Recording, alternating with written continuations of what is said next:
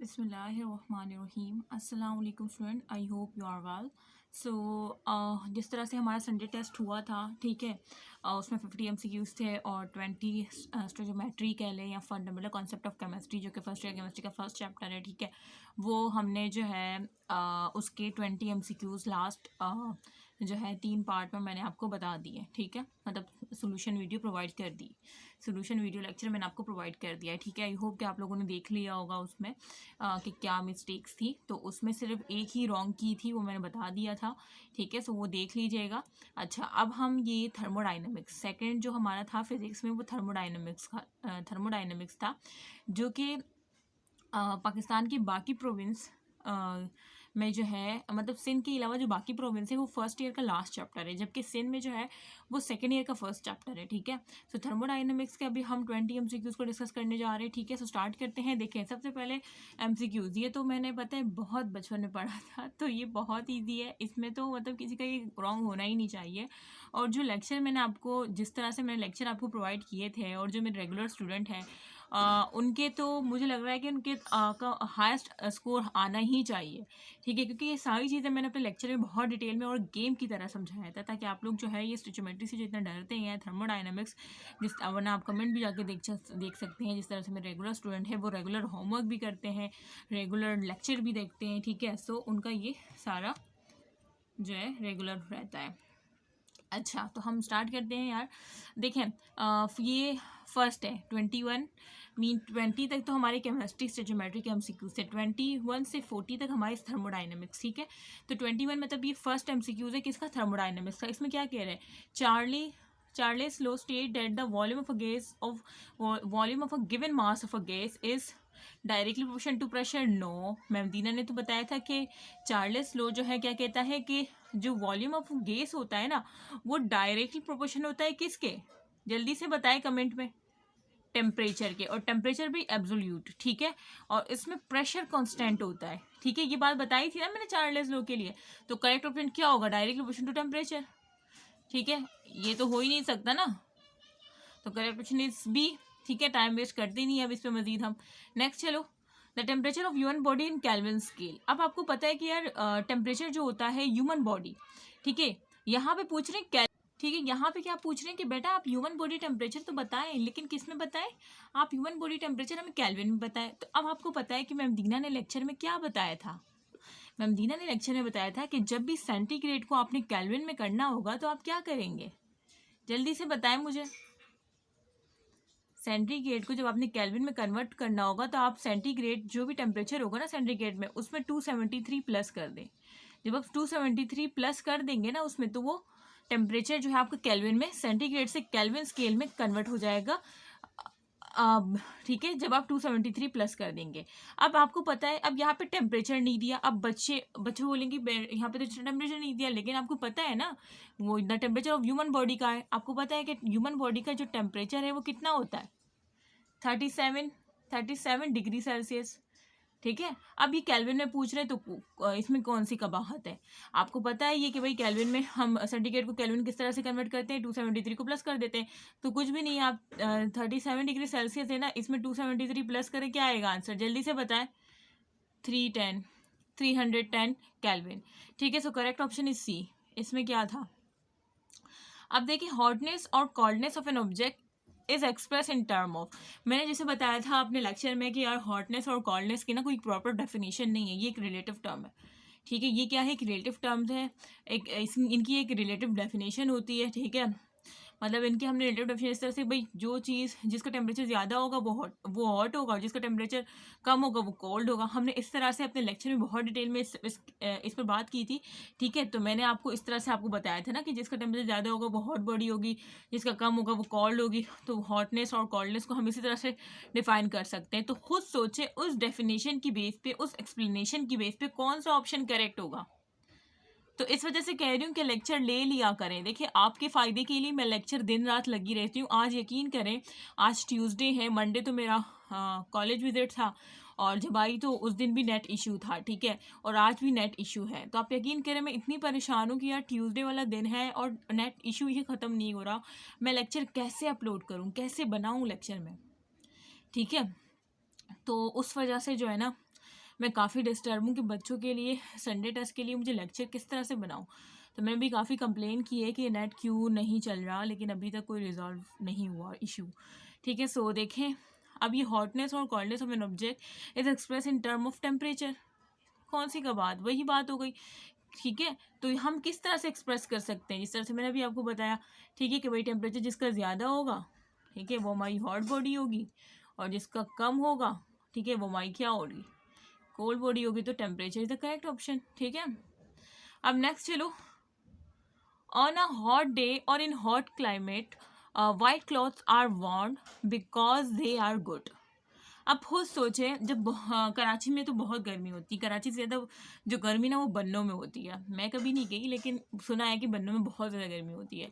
अच्छा, तो क्या होता है कि ऑन अ हॉट डे, जब बहुत गर्म दिन होता है ना, कभी कभार होता है कि बहुत हद से ज़्यादा गर्म दिन होता है, ठीक है, और या हॉट क्लाइमेट कह लें, ठीक है, तो वहाँ पे जब वाइट क्लॉथ्स आप पहनते हैं, ठीक है, वाइट बिल्कुल सफ़ेद कपड़े जो पहनते हैं, तो वो क्यों गर्म हो जाते हैं, सफ़ेद कपड़े क्यों गर्म हो जाते हैं बिकॉज दे आर गुड। क्या गुड, देखिए वो कहते हैं ना कि ब्लैक चीज, ब्लैक नहीं पहना करो, ब्लैक नहीं पहना करो। जैसे मुझे पहले था कि मैं ब्लैक के अलावा कोई चीज़ ना, स्कार्फ नहीं पहनती थी, तो मुझे सब कहते थे कि यार दीना ब्लैक नहीं पहना करो। क्यों क्यों कहते थे, वो मेरे भले के लिए कहते थे। वो इस वजह से कहते थे कि दीना ब्लैक पहनने से पता है क्या होगा, ये हीट एब्जॉर्बर है।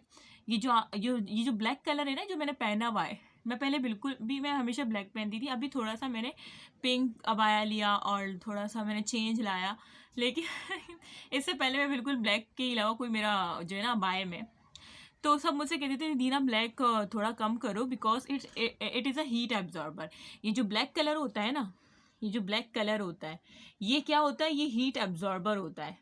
तो मुझसे ये कहा जाता था कि यार ये हीट एब्जॉर्बर है, मतलब ये हीट को एब्जॉर्ब कर रहा है। जब ये हीट को एब्जॉर्ब कर रहा है, देखो एक तो ऊपर से गर्म देने, ऊपर से जो है ना ये हीट को भी एब्जॉर्ब कर रहा है, तो खुद सोचो ये कितना आपको तपिश दे रहा है। एक तो एनवायरनमेंट की गर्मी, ऊपर से ये जो है ना इर्द गिर्द से हीट भी एब्जॉर्ब कर रहा है, उसकी अलग गर्मी। इस वजह से कहते हैं ब्लैक नहीं पहना करे, ब्लैक जो है वो हीट को एब्जॉर्ब करता है। अब मैं आपसे कह रही हूँ कि बेटा वाइट वाला, वाइट जो होता है ना, वाइट, वाइट कहते हैं वाइट पहना करो। क्यों कहते हैं वाइट पहना करो, बिकॉज ये क्या है, ये हीट रिफ्लेक्टर है। क्या है, हीट रिफ्लेक्टर है, हीट रिफ्लेक्टर है। ये बात याद रखना कि ये क्या है, हीट रिफ्लेक्टर है, मतलब ये हीट को रिफ्लेक्ट करता है। ठीक है, मैंने ब्लैक का बताया कि वो हीट एब्जॉर्ब है, जिसके से जो है वो बॉडी और ज़्यादा गर्म हो जाती है। जाहिर सी बात है, कोई भी चीज़ जब हीट को एब्जॉर्ब करेगी तो वो और गर्म होगी ना, तो अब ये हीट को रिफ्लेक्ट करेगी, तो क्या होगा, उस ऑब्जेक्ट का टेम्परेचर, अगर किसी बॉडी ने वाइट क्लॉथ्स जो है वेयर किए, मतलब पहने हैं, और इन्वायरमेंट की गर्मी उसे फेस करनी पड़ रही है, तो जो हीट जो है इन्वायरमेंट से जो आ रही है, वो वाइट क्लॉथ जो उस बंदे ने पहने उस बॉडी के ऊपर जो है वो हीट को रिफ्लेक्ट कर रही है। रिफ्लेक्ट करने से क्या होगा, उसकी बॉडी का टेम्परेचर मेंटेन होगा। ठीक है, अगर उसने ब्लैक पहने होते तो हीट एब्जॉर्ब करने की वजह से जो है ना, ब्लैक में क्या होता, ब्लैक में हीट बढ़ जाती, टेम्परेचर बढ़ जाता उसकी बॉडी का, क्योंकि ब्लैक कलर तो एब्जॉर्बर है ना। तो अब ये पूरी कहानी बताने का मकसद था क्या मेरा, ये इस वजह से। अब बताएं मुझे इसका ऑप्शन क्या होगा, कि on a hot day and hot climate white clothes, white और ब्लैक की कहानी मैंने आपको अपनी एग्जाम्पल पे समझा दी। ठीक है, अब वो कह रहे हैं कि वो गर्म हो जाते हैं white clothes because they are. अब देखिए, जब भी मैं ब्लैक स्कार्फ पहनती हूँ ना, तो वो गर्म नहीं होता। ठीक है, क्योंकि ये तो एब्जॉर्बर है, ये तो हीट एब्जॉर्ब करके बॉडी ऑब्जेक्ट को गर्म करता है ना। जबकि व्हाइट क्लोथ क्या होते हैं, हीट रिफ्लेक्ट करते हैं, तो वो खुद गर्म हो जाते हैं। जो व्हाइट क्लोथ होते हैं ना, वो खुद गर्म हो जाते हैं, क्योंकि वो हीट रिफ्लेक्ट कर रहे होते हैं। ठीक है, तो जिसकी वजह से बॉडी जो ऑब्जेक्ट है या जो बॉडी है वो सेव रहती है। ठीक है, सो ये है कि इस वजह से वो व्हाइट क्लोथ गर्म हो जाते हैं। अब बच्चे जो है उन जो कि तुक्का लगाने के चक्कर में होंगे, बोलेंगे कि यार गर्म हो रहा है तो इसका मतलब जो है ना ए होगा, तो बिल्कुल गलत। वाइट क्लॉथ रिफ्लेक्टर है हीट के, जब वो रिफ्लेक्ट करेंगे हीट को तो वो खुद गर्म हो जाएगा, लेकिन ऑब्जेक्ट को, बॉडी को सेव रखेगा। जैसे कि ये एक बच्चा है, इसने वाइट क्लॉथ पहने, तो इसकी बॉडी सेव रहेगी, लेकिन इसका जो वाइट क्लॉथ है ना वो गर्म हो जाएगा, क्योंकि वो हीट को क्या कर रहा होगा, रिफ्लेक्ट कर रहा होगा। ठीक है, जबकि एक जो है, जो कि पहले थी मैं कि मैं ब्लैक स्कार्फ अभी भी पहनती हूँ, लेकिन बहुत कम पहनती हूँ। ठीक है, एक जो ब्लैक स्कार्फ वाला होगा या ब्लैक क्लॉथ वाला होगा, उसकी वो हीट एब्जॉर्ब कर रहा होगा, जिससे उसकी बॉडी का टेम्परेचर मजीद बढ़ जाएगा। तो अब बताएं इसका करेक्ट ऑप्शन क्या होगा, रिफ्लेक्टर। कि वो वाइट क्लॉथ क्यों गर्म हो जाते हैं, because they are good reflector, reflector है ना, हीट को रिफ्लेक्ट करते हैं, ठीक है। So correct option is D. इतना अच्छा समझाया, इसके बावजूद अगर आपको नहीं आ रहा ना फिर तो मैं कुछ नहीं कर सकती। अब देखिए 25, in all natural process where heat flow from one system to another there is always a net increase in, ये भी मैंने अपने लेक्चर में समझाया था आपको, ठीक है, कि जब नेचुरल प्रोसेस की बात की जाती है, जब हीट फ्लो करती है एक सिस्टम से दूसरे सिस्टम में, ठीक है, तो वहाँ पे हमेशा नेट इंक्रीज क्या होता है, एंट्रोपी होती है, ठीक है। ये सब कुछ मैंने बता दिया है आपको।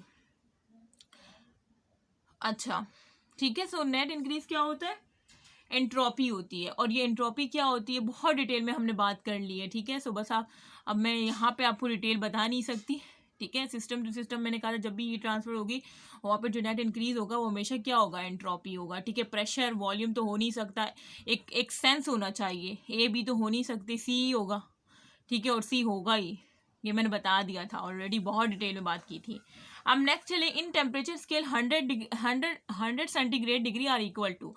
अब मुझे ये बताया जल्दी से कि मैंने ये आपको जो डिफरेंट स्केल, टेम्परेचर स्केल बताए थे और इसका कंपैरिजन और फार्मूलाज आपको बिल्कुल फिंगर टिप्स पे याद करवा दिए थे उसी वक्त, ताकि आप रट्टा लगाने से बच सके। जल्दी से बताया इसका करेक्ट ऑप्शन क्या होगा और क्यों होगा। तो ये मैंने आपको लेक्चर में ही बताया था, अगर आपको याद हो, अगर आपने जो है ना होशो-हवास में लेक्चर लिए हो और नोट किए हो तो आपको याद होगा कि मैंने ये क्या लिखवाया था। मैंने आपको बताया था कि बेटा 100 डिवीजन जो होगी ना किसकी, सेंटीग्रेड स्केल की, वो बराबर होगी किसकी, किससे, 180 Fahrenheit, 180 Fahrenheit, 180 division of Fahrenheit, ठीक है, ये बताया था ना। तो अब इसमें देखें 373 केल्विन, नो नेवर, ठीक है। डिवीजन ऑफ डिग्री सेल्सियस और केल्विन तो बराबर होते हैं ना, बस फ़ारेनहाइट में 180 आ जाता है, ये भी नहीं हो सकता, ये भी नहीं हो सकता, 32 फ़ारेनहाइट नहीं होता, 180 फ़ारेनहाइट डिग्रीज होता है, ठीक है। So correct option is D. इसमें क्या था, कुछ भी तो नहीं था। अच्छा, which of the following is correct answer, इसमें से कौन सा करेक्ट आंसर है, जल्दी से बताएं। 1 degree Celsius is less than 1 kelvin, no. 1 degree Celsius greater than 1 kelvin, no. 1 degree Celsius equal to 1 kelvin, ये तो पता है ना कि 1 डिग्री सेल्सियस जो है वो किसके इक्वल होता है, 1 केल्विन के इक्वल होता है। ये बात तो बताने की ज़रूरत नहीं है ना। क्यों नहीं है बताने की ज़रूरत, क्योंकि यार अभी तो मैंने बताया है, अभी जो ऊपर मैंने एमसीक्यूज आपसे डिस्कस किया तो उसमें मैंने क्या बताया, उसमें मैंने यही बताया था ना कि बेटा सेंटीग्रेड की जो डिवीजन होती है और जो केल्विन की जो डिवीजन होती है ना स्केल की, केल्विन की, वो सेम होती है, 100, ठीक है। लेकिन फ़ारेनहाइट की क्या होती है, अगर फ़ारेनहाइट की केल्विन और सेंटीग्रेड से कंपेयर की जाए तो फ़ारेनहाइट की डिवीजन जो होती है ना वो 80 डिवीजन होती है उनकी, उसकी स्केल पे, किसकी, फ़ारेनहाइट की, ये बताया था ना। तो अब इसमें कह रहे हैं कि इसमें से कौन सा करेक्ट है। आपको जब ये इन्फॉर्मेशन ऊपर बता दी गई है तो इसमें क्या नहीं बता सकते हैं। अब इसमें कह रहे हैं कि 1 degree Celsius is less than 1 equal, नहीं, आपको पता है कि डिग्री सेल्सियस और केल्विन की जो है डिवीजन ऑफ स्केल सेम होती है 100, तो इक्वल होगा ना, 1 degree Celsius is equal to 1 kelvin. क्या होगा कि जो 1 डिग्री सेल्सियस है वो इक्वल होगा 1 केल्विन, क्यों होगा, क्योंकि नंबर ऑफ डिवीजन दोनों में क्या है, 100 है, दोनों में क्या है, 100 है, तो इसमें क्या है, तो करेक्ट ऑप्शन इज सी। क्यों इसमें कह रहे हैं कौन सा करेक्ट है, ये ए तो नहीं हो सकता, बी भी नहीं हो सकता, इक्वल होते हैं और क्यों होते हैं मैंने बता दिया, ठीक है। सो आगे चलते हैं।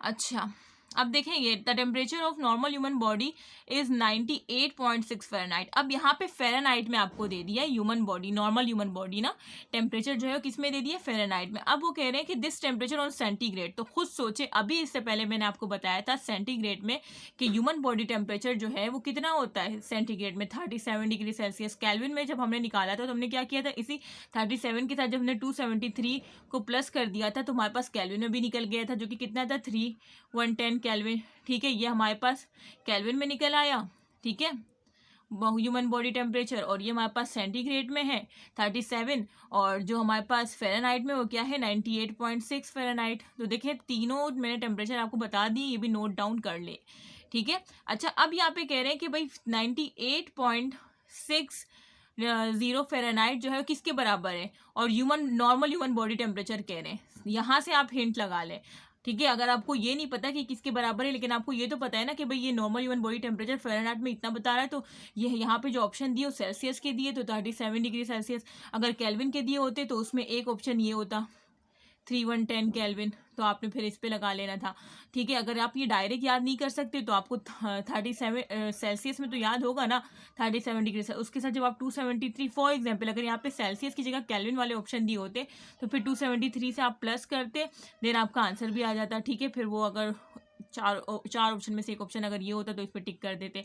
मैं हर तरह से आपको बता रही हूँ। ठीक है, अब नेक्स्ट चलते हैं 1 degree of centigrade scale is equal to, ये भी मैं आपको बता चुकी थी लेक्चर में कि 1 डिग्री सेंटीग्रेड स्केल जो है वो इक्वल होता है किस, ठीक है, ये बाकायदा मैं लेक्चर में बता चुकी हूँ कि 1.8 डिग्री फ़ारेनहाइट के बराबर होता है। ठीक है बी, लेकिन क्योंकि मुझे आपको करवाना होगा, ठीक है, करवा तो मैं लेक्चर में भी चुकी हूँ, लेकिन वो बच्चे जिन्होंने लेक्चर सही से नहीं देखे तो उनके लिए कर रही हूँ मैं।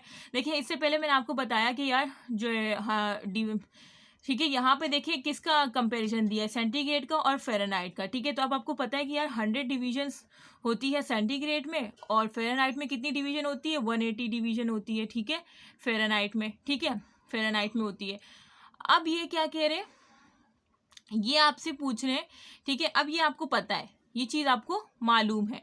अब आपने क्या किया, अब ये 100 डिवीजन था, यहाँ पे आपसे 1 डिग्री का पूछ रहे हैं, तो आप क्या करेंगे, आप सिंपल करेंगे 1 डिवीजन। अब आप लिखेंगे 1 डिवीजन, ठीक है, सेंटीग्रेड के लिए जब 1 डिवीजन करेंगे तो ये क्या है, ये 180 एज इट इज़ आया, 180 Fahrenheit division as it is आया। ये 100 जो है ना यहाँ पे मल्टीप्लाई हो रहा है, इज इक्वल टू के उस साइड जाएगा तो किस में आ जाएगा, डिवाइड में आ जाएगा। ठीक है, अब इसको वो काटे एक दूसरे से, कटम कटाई करें तो 0 से 0 कैंसिल हो जाएगा। ये मैंने सिखाया था किस तरह से काटना होता है, आपको पता भी होगा, बचपन में सीखा था हमने तो। ठीक है, 0 से 0 कैंसिल हो गया। अब ये 0 जो है ना, ये 0, अब आप कहेंगे मैम दूसरा 0 तो है नहीं, तो हम किस तरह से काटें। अब मैं कहूँगी ये एक 0 है ना, ठीक है, तो एक 0 है। अब आप एक 0 है तो आप ऊपर पॉइंट लगा दें, जब आप ऊपर पॉइंट लगा देंगे तो ये 0 कैंसिल हो जाएगा क्योंकि आपने ऊपर पॉइंट लगा दिया। ठीक है, तो इस तरह से आपका आंसर क्या आ गया कि 1 डिवीजन जो है वो किसके बराबर है, 1.8 फ़ारेनहाइट डिग्री फ़ारेनहाइट। ये आपका आंसर आ गया, ये रहा करेक्ट आंसर, 1.8 डिग्री फ़ारेनहाइट। ठीक है, एक जीरो तो कैंसिल हो गए थे, जो एक दूसरा 0 तो हमने ऊपर पॉइंट लगा दिया, 18 था ना, 1.8 कर दिया। ठीक है, सो इस तरह से हमारा correct option is B. I hope कि आपको समझ आ रहा हो, वैसे समझ तो आ रहा होगा, मैं इतना वॉल्यूम तेज़ करके बोलती हूँ, पूरी एनर्जी जो है ना मेरी वेस्ट हो जाती है। और ऊपर से मैं फ़ैन ऑफ करके बैठी हुई हूँ, फ़ैन ऑफ करके बैठी हुई हूँ ताकि आप मेरी आवाज़ जो है ना वो क्लियर आ सके। और बिल्कुल ना पसीने आ रहे हैं मुझे, तो जिस तरह से मैं आपको मेरा डिफरेंट स्कूल्स और कॉलेज में विज़िट हो रहा है, मैं आपको कहती हूँ कि यार आपके पेरेंट्स मेहनत कर रहे हैं गर्मी में, तो देखें मैं भी तो कितनी, मैं मतलब आप पेरेंट्स को भी देखें और मेरा भी सोचें कि मैम दीना फ़ैन ऑफ करके हमारी लेक्चर बनाती है और दिन रात जो है हमारी लेक्चर के बारे में सोचती है कि क्या बेटर और क्या बेटर किया जा सके। तो काइंडली आप लोग पढ़ लिए करें, जब भी आप डीमोटिवेट हुआ करें तो सबसे पहले तो आप अपनी मदर को देख रहे होते हैं, ठीक है, पेरेंट्स को देख मेरा ख्याल लाए, सब कुछ मुझे करना पड़ता है, सब कुछ लेक्चर्स टेस्ट ग्रुप्स को देखना।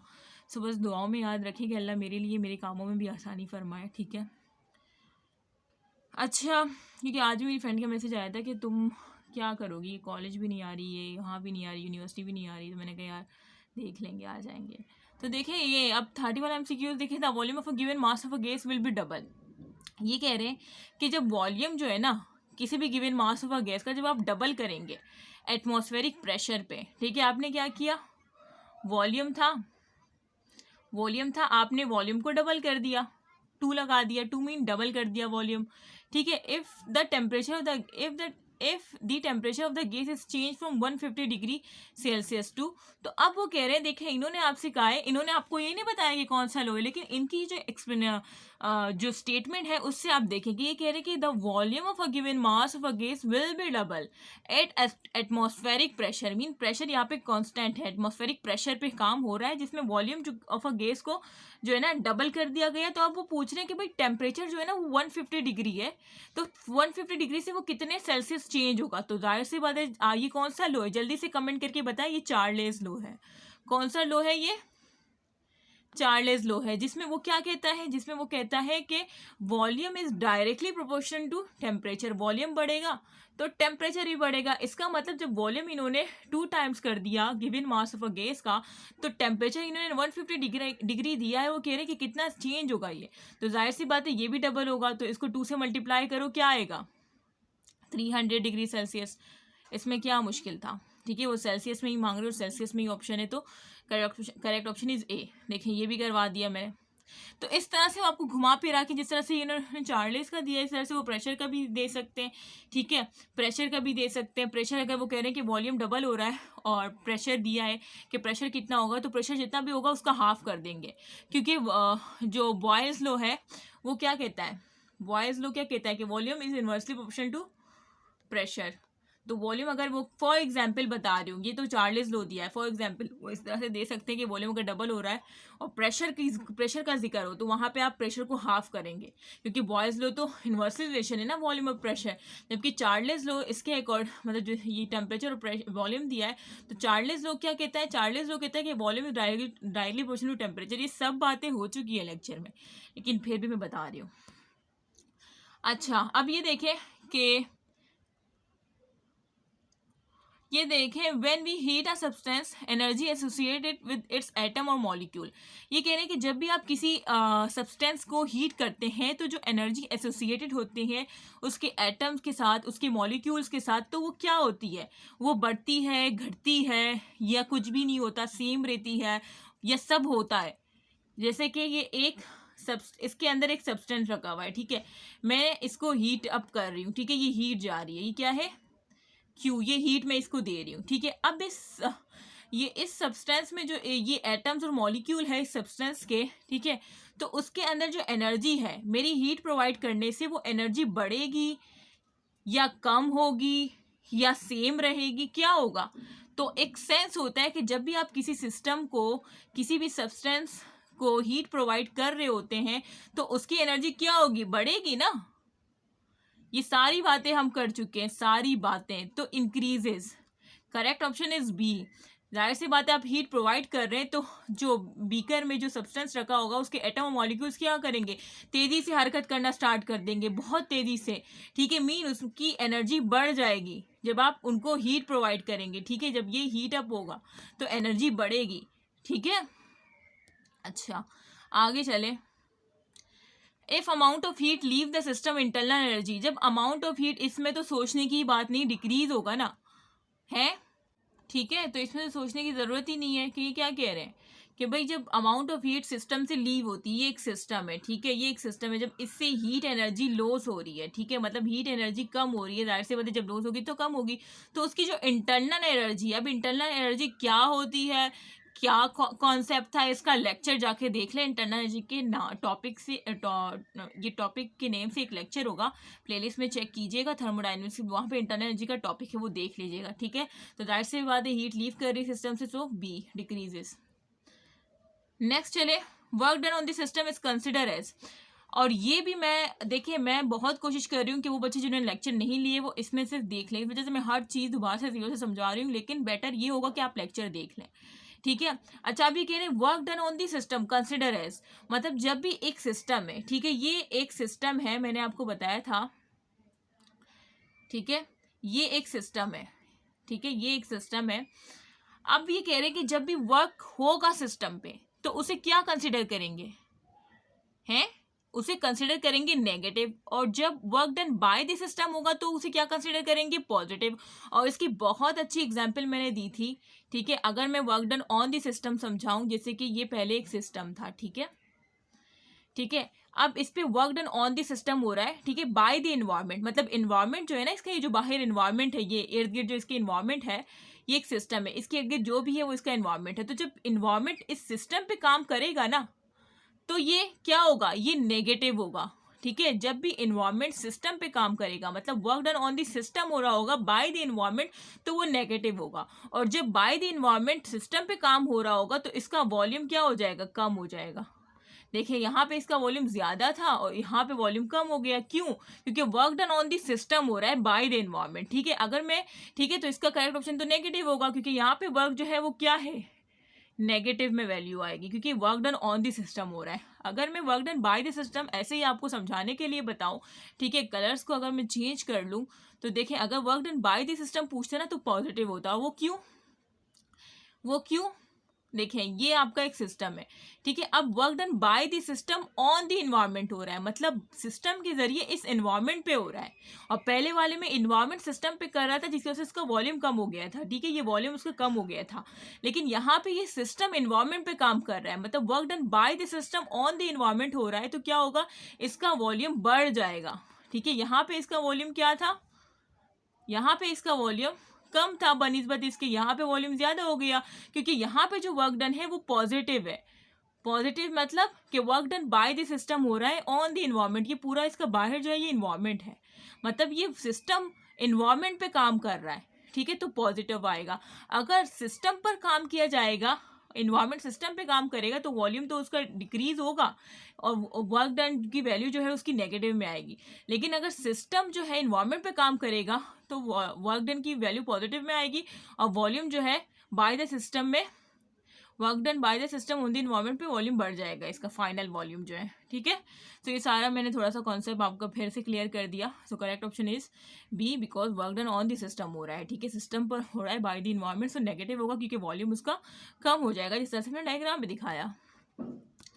अच्छा, the general principle which deals with the heat energy and its transformation in mechanical energy, these are known as, जल्दी से बताए क्या है ये। थर्मोडाइनमिक्स की डेफिनेशन थी, जब मैं आपको थर्मोडाइनमिक्स पढ़ाई थी सबसे पहले मैंने आपको यही समझाया था कि बेसिकली ये एक जनरल प्रिंसिपल है, जिसमें क्या होता है, जब ये डील्स करती है कि हीट एनर्जी जो है ना उसकी जो ट्रांसफॉर्मेशन है किसमें, मैकेनिकल एनर्जी में, वो हमारी कहलाती है थर्मोडाइनमिक्स। ये तो बच्चे को पता होगा, मैंने काफ़ी डिटेल में ये अपने लेक्चर में भी समझाया था।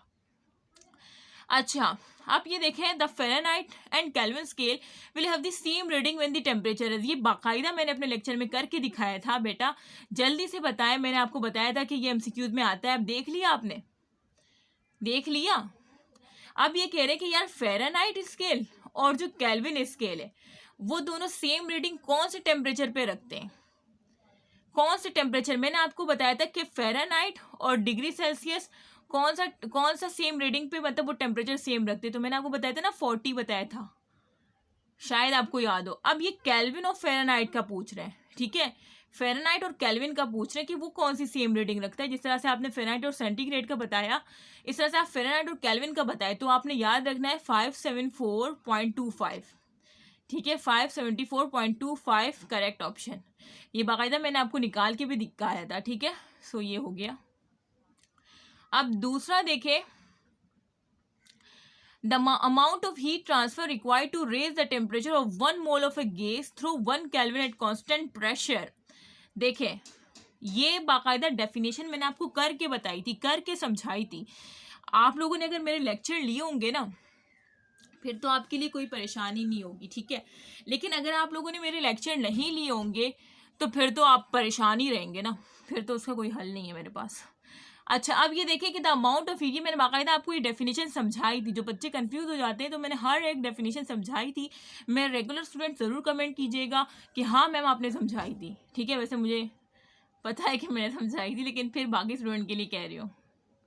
अच्छा, अब देखिए यहाँ पे कह रहे हैं कि अमाउंट ऑफ हीट क्या है, अमाउंट ऑफ हीट है ना वो ट्रांसफर हो रही है, ठीक है, रिक्वायर्ड टू रेज, क्यों ट्रांसफर हो रही है, क्योंकि वो बढ़ाना चाह रही है ना, रिक्वायर्ड टू रेज, क्योंकि हमें ज़रूरत है कि क्या बढ़े, टेम्परेचर बढ़े, ठीक है, रेज द टेम्परेचर। और किसका, अब देखिए यहाँ पे बता दिया है कि 1 मोल्स का, मतलब सब्सटेंस की अमाउंट दे दी कि 1 मोल, ठीक है, ऑफ द गैस, और 1 केल्विन तक बढ़ाना है एट कॉन्स्टेंट प्रेशर, मतलब प्रेशर जो है वो क्या होना चाहिए, प्रेशर जो है वो कांस्टेंट होना चाहिए, और आप हीट इतनी दे कि उसके टेम्परेचर रेज हो जाए।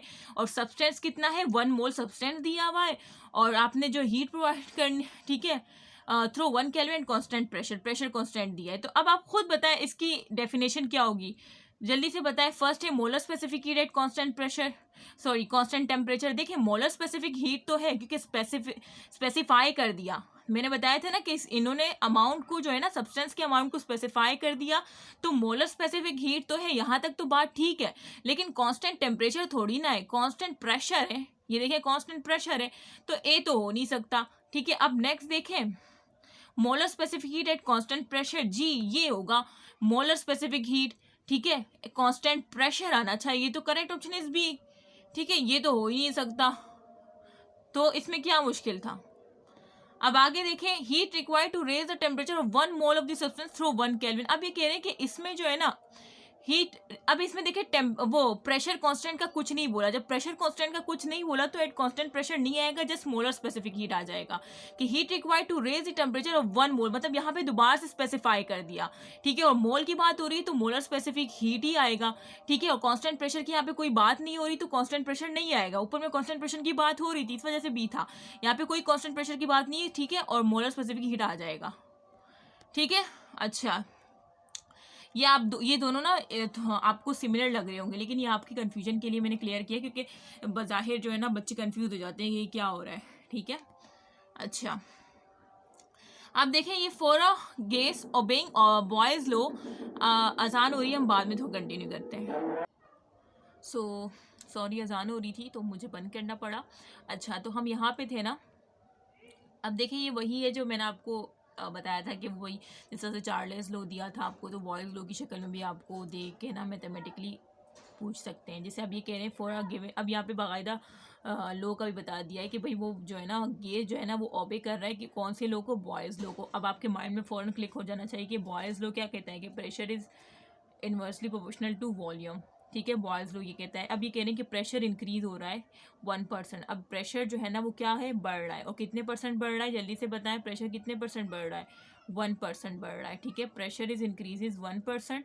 अब वो कह रहे हैं तो वॉल्यूम डिक्रीज कितना होगा, तो जाहिर सी बात है इन्वर्स रिलेशन है, जितना प्रेशर इंक्रीज हो रहा होगा ना उतना ही वॉल्यूम क्या होगा, उतना ही वॉल्यूम जो है वो डिक्रीज हो रहा होगा, 1% ही डिक्रीज होगा, तो the volume is decrease by 1%। इसमें क्या है, बस आपको पता होना चाहिए फार्मूला, मतलब बॉयज़ लो का।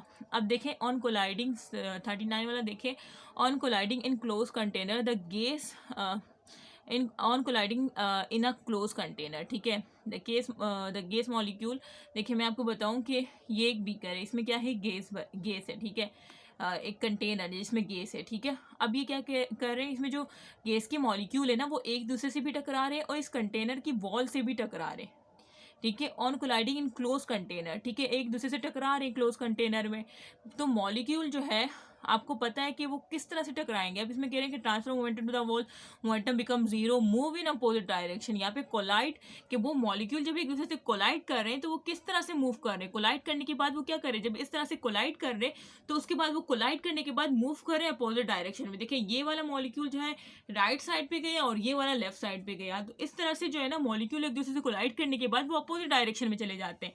ए बी का तो कोई कॉन्सेप्ट ही नहीं बनता ना, वो कह रहे हैं कि भाई मॉलिक्यूल जब कोलाइड करते हैं तो वो on colliding in close container the gas molecule move in opposite direction, ठीक है, कि गैस मॉलिक्यूल किस तरह से जाते हैं, अपोजिट डायरेक्शन में जाते हैं, so correct option is C, ठीक है। अच्छा, Boyle's law is applicable in isothermal process. अब आप लोग समझ रहे होंगे कि मैम ने आइसोबैरिक आइसोकोरिक इसका लेक्चर जो है डिटेल में नहीं दिए थे ना, क्योंकि वो एक मिसिंग पार्ट था और मैंने फिर उससे एमसीक्यूज भी नहीं दिए। देखिए मैंने आप लोग के लिए ये हेल्प कर दी थी कि जब मैंने वो पार्ट डिटेल में नहीं समझाया था ना, फर्स्ट ऑफ थर्मोडायनामिक्स जो एप्लीकेशन है वो, फिर मैंने उसके एमसीक्यूज भी नहीं दिए। अब आप समझ रहे हो कि शायद ये उस एप्लीकेशन से सवाल है, नहीं बेटा, आपको पता है ना कि बॉयज़ लोग क्या कहते हैं कि प्रेशर जो है वो इन्वर्स, ये आप कर सकते हैं किस तरह से, pressure is inversely proportional to volume. Boyle's लोग ये कहता है कि प्रेशर जो है इन्वर्सली, मीन प्रेशर बढ़ेगा तो वॉल्यूम कम होगा, वॉल्यूम बढ़ेगा तो प्रेशर कम होगा, इन्वर्स रिलेशन, एक बढ़ेगी चीज़ तो दूसरी कम होगी, यही कहा था ना मैंने। अब इसमें मैंने क्या बताया था कि इसमें टेम्परेचर कॉन्स्टेंट होता है, इसमें क्या होता है, इसमें टेम्परेचर कॉन्स्टेंट होता है, जबकि चार्ल्स लॉ में हमने क्या देखा था, चार्ल्स लॉ में हमने देखा था कि वॉल्यूम डायरेक्टली प्रोपोर्शनल होता है टेम्परेचर के, वहां पे प्रेशर कांस्टेंट होता है, ठीक है। ये हमारा कौन सा लॉ था, ये हमारा चार्ल्स लॉ था और ये हमारा कौन सा है, बॉयज लॉ, ठीक है। अब यहाँ पे बॉयज लॉ का पूछे कि बॉयज लॉ किस पे एप्लीकेबल है, आइसोकोरिक, आइसो होता है कांस्टेंट और कोरिक होता है वॉल्यूम, तो वॉल्यूम कांस्टेंट है, नहीं भाई यहाँ पे तो टेम्परेचर कांस्टेंट है। तो सेकंड देखिए iso constant thermal, thermal mean temperature, thermal का मतलब क्या है कि temperature, temperature is constant mean isothermal process पे बॉयज लॉ इज एप्लीकेबल, यही होगा ना कि because boys law is applicable इन जब टेम्परेचर कांस्टेंट होगा, ठीक है।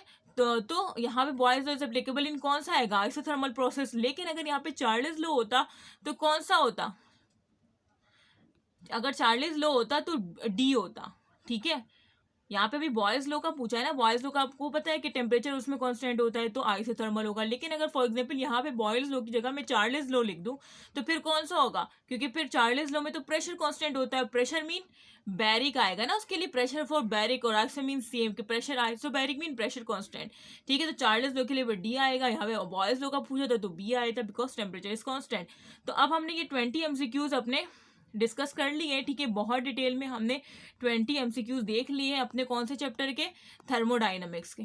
ठीक है, इससे पहले मैंने स्टैच्यूमेट्री या फंडामेंटल कॉन्सेप्ट ऑफ केमिस्ट्री की डिटेल में 20 MCQs की वीडियो बनाई थी, और ये थर्मोडाइनमिक्स की हो गई। अब सिर्फ 10 MCQ जो कि ऑर्गेनिक केमिस्ट्री का फर्स्ट चैप्टर है, fundamental principle of organic chemistry, उसके भी मैं इंशाल्लाह इस वीडियो के बाद बना दूंगी। ठीक है, सो आई होप कि आपको समझ आ गए होंगे। अच्छा, वो बच्चे जो कि बार बार कह रहे थे, मुझे परेशान करे जा रहे थे, मैम कीज़ रॉन्ग है, मैम कीज़ रॉन्ग है, पता है ये इंसान की फितरत होती है कि वो कभी भी अपनी गलती एक्सेप्ट नहीं करता, दूसरों पे डालने की ये होता है, लेकिन हमेशा अपनी गलती एक्सेप्ट किया करें। मैंने आपसे कहा कि सारी सही है।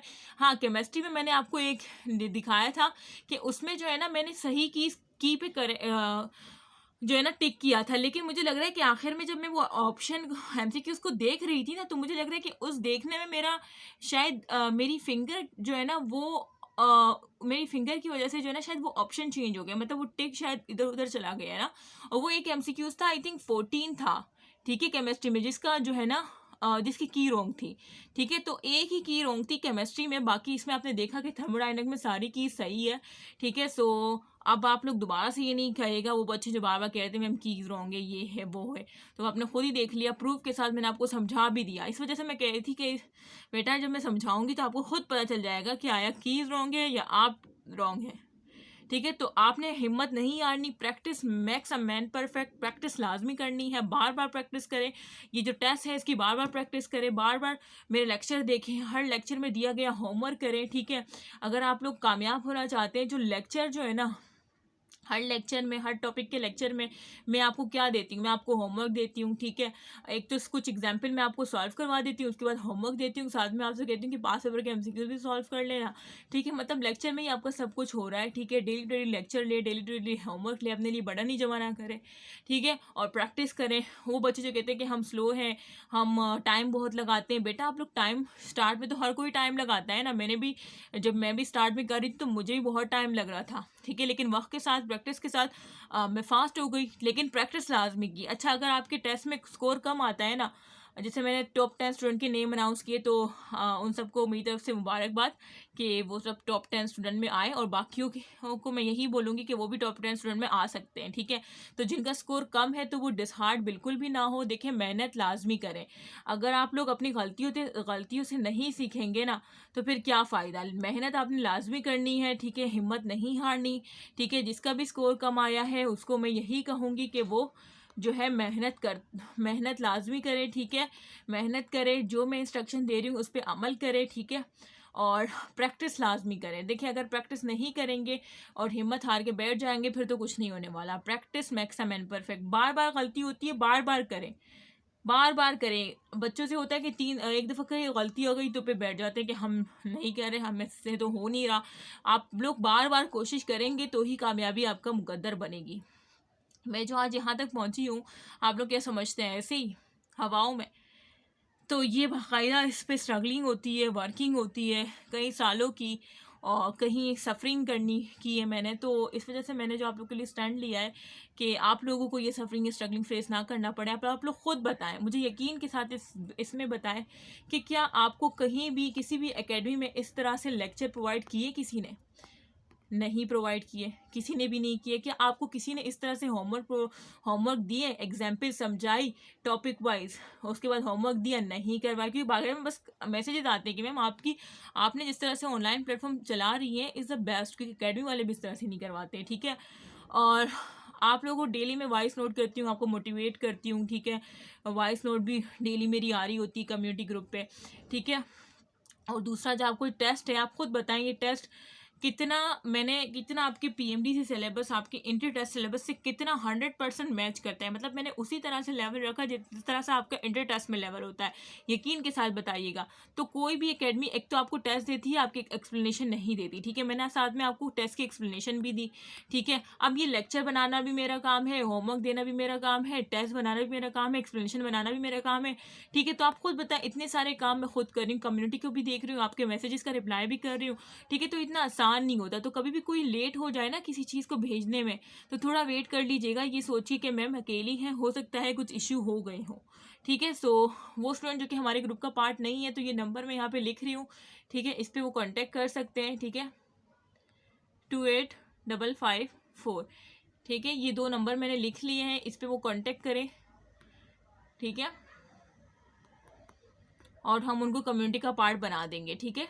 तो कम्युनिटी पे ज़्यादा शेयरिंग होती है, वॉइस नोट सब कुछ वहीं पे ही होता है, और शेयरिंग लाजमी वहीं होती है, ठीक है। सो आप लोग उस ग्रुप का लाजमी पार्ट बनेगा। इंशाल्लाह नेक्स्ट वीडियो में हम क्या करेंगे, जो 41 से 50 हमारे रिमेनिंग 10 MCQs है, fundamental principle of organic chemistry, उसको हम नेक्स्ट वीडियो में डिस्कस करेंगे। तब तक के लिए अल्लाह हाफ़िज़। मुझे अपनी दुआ में खास कर याद रखेगा, और यकीन करें बहुत ज़्यादा मेहनत लगती है लेक्चर को अपलोड करने, लेक्चर को बनाने में, टेस्ट को बनाने में। तो आप लोग अगर सपोर्ट नहीं करेंगे तो मेरी मेहनत बेकार जाएगी। ऊपर से मैं अपनी वॉइस, मैं चाह रही हूँ कि मेरी वॉइस क्लियर आए इस वीडियो में, इस वजह से मैंने फ़ैन भी ऑफ़ किया हुआ है। और आप यकीन करें कि मुझे इतना ज़्यादा पसीना आ रहा है कि मैं क्या बताऊँ। तो काइंडली लाइक कर दीजिएगा, शेयर लाजमी कर दीजिएगा, ठीक है। सो इंशाल्लाह आप लोग देख भी रहे होंगे, मैं डिफरेंट कॉलेजेस और स्कूल्स के विजिट पे जा रही हूँ। ऊपर से आप लोग के लिए लेक्चर बनाना मेरे लिए बहुत मुश्किल हो रहा है, लेकिन मैं करूँगी, मैं कर भी रही हूँ इंशाल्लाह। पिछले 2 दिन से नेट का इशू है और अभी भी नेट ही प्रॉब्लम है। सो मैंने सोचा वीडियो रिकॉर्ड कर लेती हूँ एक, ठीक है। उसके बाद नेट जब भी आएगा तो अपलोड कर दूँगी। सो जज़ाकल्लाह खैर, अपनी दुआ में खास कर याद रखिएगा। ओके, अल्लाह हाफ़िज़, बाय।